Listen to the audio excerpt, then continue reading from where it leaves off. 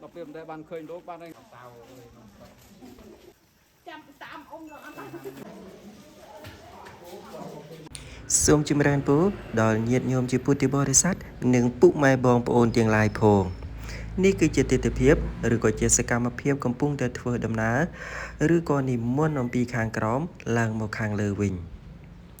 ដើម្បីមកទស្សនានៅខាងលើវិញនិងគួចគួនទៅលើព្រៃព្រឹក្សាអ្នកតាវัวផងហើយនឹងមើលថ្មដែលរដិបរដប់ហាក់បីដូចជាមានជាងមួយឆ្លាក់តាំងពីសម័យពុរេប្រវត្តិក៏ប៉ុន្តែយើងគិតមើលទៅវាមិនមែនទេវាជាធម្មជាតិកើតមកដោយឯកឯង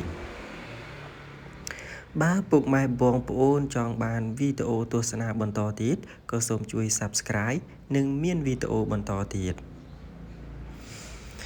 នេះគឺជាសកម្មភាពនឹងមានកាយនិងមានអ្នកនាំផ្លូវនិយាយរៀបរាប់អំពីប្រវត្តិខ្លះៗឬក៏ប្រាប់អំពីតំបន់ខ្លះៗអំពីរឿងរ៉ាវផ្សេងៗជាដើម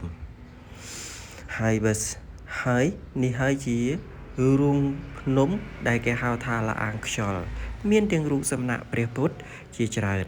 ហើយមានទាំងអ្នកពីចិត្តពីឆ្ងាយមានដូចជាខេត្តកំពង់ឆ្នាំងពោធិ៍សាត់បាត់ដំបងសៀមរាបបន្ទាយមានជ័យជ្រៅដុំកាពីមុនក្រៅ8ថ្ងៃแล้วសក់4 5ថ្ងៃទេនៅសក់ទី9អូ4 5ម៉ែត្រជ្រៅដែរ4 5ម៉ែត្ររាប់អញ្ចឹងសក់ក្រមសល់តែ3ម៉ែត្រយ៉ាងច្រើនដោយសារពីនេះទៅដល់មាត់ទឹកហ្នឹងអាច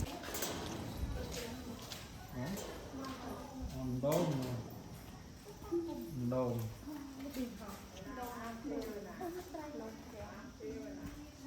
ចានេះដល់បាយទៅហើយខ្ញុំដាក់ចាក់ត្រូវឆ្លើយដាក់គេទៅមួយលេខកម្មករសល់លេខខ្លះបាទកូនណាញ៉ាំមកម្លេះមួយសិនមួយដាក់បានសិនញាក់មកវូម្ដងត្រូវឆ្លើយដាក់គេលើទៅតាមអ៊ំឯងទៅតាមចាំរត់ទៅលេខក៏អ៊ំចាំតាមអ៊ំដល់អត់មកដើរមកដល់ញោមតាលោកដល់ប្រែមកអត់ឃើញលោកនេះតែបានឃើញទេព្រះអង្គចាំដល់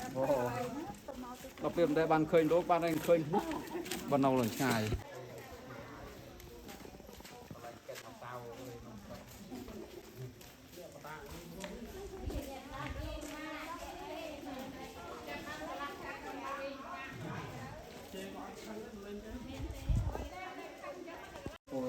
เราลืมบอกว่าเก่งยี่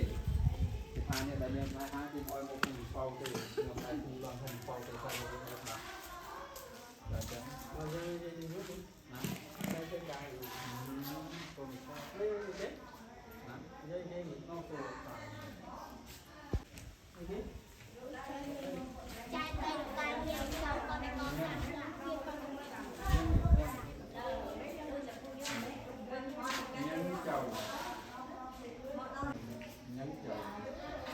nhưng cháu nó bây giờ bên em nó được việc tốt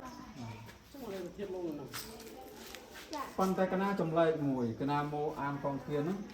khơi kia rồi xe tơ นั่งกอดกับเชียร์กับ tơ kia rồi xe tố ra ở đập cổ còn kia lớn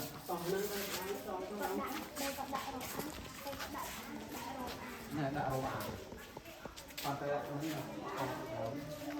lại như con lông nấu được không? น้ำประตูลมจีได้โดยที่นี่เราเดินให้ไปดูไว้จ้ะอันนี้ตกประกอบแรกก็สร้างเป็นสนามตัวเมืองเลยค่ะปีสนามตัวเมืองเลย6 หมู่แล้วที่ดอกแปลงเป็นสนามปีสนามไอ้ชายก็แข่งปากอะไรปาก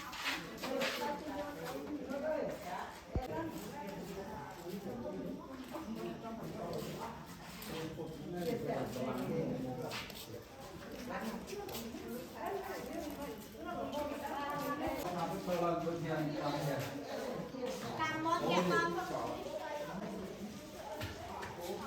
ไปจนกว่า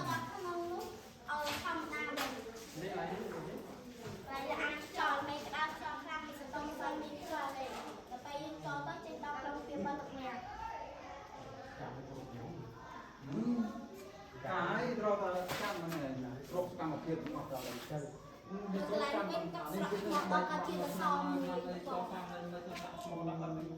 ចាំយកមកគេសួរញ៉ា នេះស្មានចំណាំកាមុនមានលោក5អង្គចូលទៅឃើញញ៉ាច្រើនពេកទៅលោក3អង្គហ្នឹងលោកលំពេកទៅលោក2អង្គអត់លោកលំគេចេញមកស្កាពីបិទសំងអស់នេះ អូហ្នឹងលំណាឈប់ណាទៅណាខ្ញុំឃើញ នេះកតុយនេះខ្លួនហើយនេះផ្នែកនេះមាត់គេហៅត្រែ សូមចម្រើនពរលានិងជម្រាបលាដល់ពុកម៉ែបងប្អូនទាំងឡាយផង